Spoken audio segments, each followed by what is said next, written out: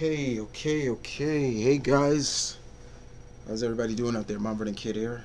Talking to all my fellow High Lords and ladies. The I'm the Geek High Lord of New York is here to talk to you, to my fellow comic nerds. It's comic time.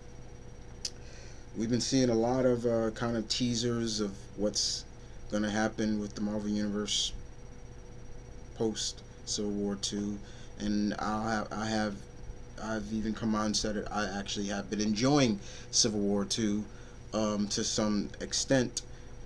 It's something. It's different. It's about this and not just about this. Not just heroes going at, which I don't like. Uh, but we've seen a little teaser about the Divided We Stand, which was fine, interesting. Um, but now it's kind of ironic that Marvel is coming out and around 4th of July and teasing us with something else, and so we have a very clearly patriotic Avengers team, or and I think that's pretty funny to talk about. And I was like, I gotta talk about this, and because this is pretty rad, but kind of like, okay, why are they doing this in a sense? But the lineup really also caught me too, and when I read up more about the lineup and read up like this is not even a full lineup, I was like, okay, I'm more interested now. So it's Al Ewing and uh, Medina. Uh, they're the creative staff. Medina's artwork, I've always enjoyed his artwork, and Al Ewing is he's a writer that I've always felt is on and off. If you would ask me right now, what is his best work that he writes now, I would probably say the Ultimates. That's probably his best work. He writes that perfectly, and but with this seems like this is still a spin-off of New Avengers, his New Avengers run that he's doing. And the lineup is really interesting. I want to talk about the lineup real quick. The lineup, that's really what I want to talk about. So we still see Roberto Del Costa, aka Sunspot, still kind of leading the team. Remember, he bought out AIM. He bought AIM and turned it from being the evil advanced idea, you know, to now making it worth something. And big ups to Roberto for doing that. But he's still going to be leading the team. I really wish he would be in action instead of just being in the background like he's been doing so lately. But the lineup is really interesting because not only do you have Sunspot, but my man Sam Guthrie, aka Cannonball, is back. We haven't seen Cannonball in some time, and it's really good to know that he's still around. After the whole thing about the Terrigen, and it's just like last time we saw Cannonball, he and Smasher, the first human of the Imperial Guard, had a baby. They had a family, and Sam is a father. So it makes you wonder what has been going on since then. And but he's back, and the look of, and he's kind of in uh, his classic look, like when he was part of X Force, um, like yeah, X Force around that time, and that's really interesting. The other the other individuals that are really interesting is this new Iron Patriot.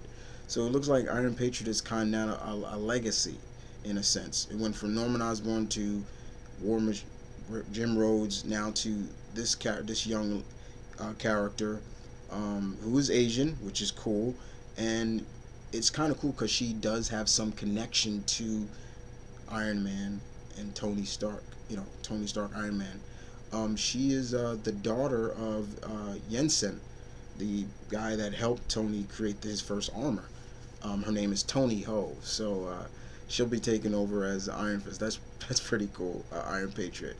We also see there is one of Sunspot's bodyguards, who is her name is Pod. and she is a Norwegian girl who is trapped in this armor.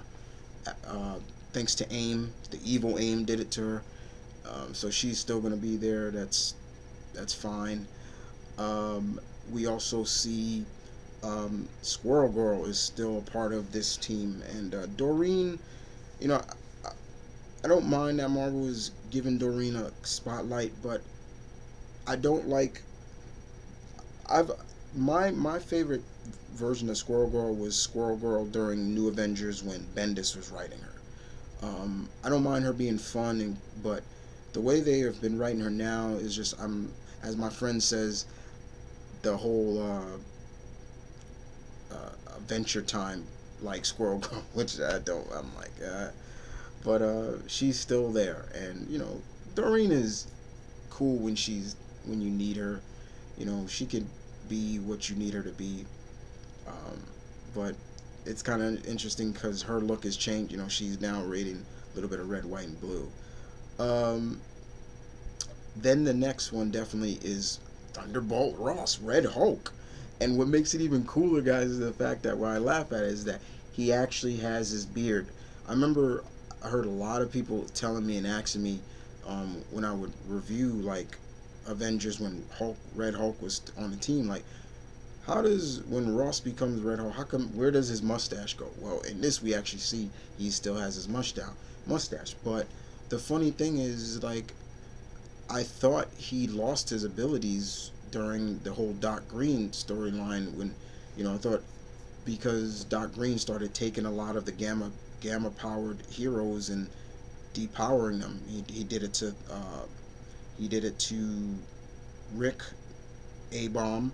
I believe he did it to Betty. Um, he didn't do it to Elijah, and he didn't do it to Jen, his daughter and his cousin. But and Ross also got arrested, I believe, too. So, but it's kind of interesting that he's here. So it makes you wonder, like, okay, they're gonna back that up. Give us some little input what he's been up to. Um, but probably the biggest one that really kind of I'm loving is the fact that we got another Captain America, but it's a future Captain America, and it's the Danielle Cage Captain America that we've seen in two previous stories before. Um, which is very interesting because I like the fact that Danielle Cage grew up to become Captain America. It makes a lot of sense.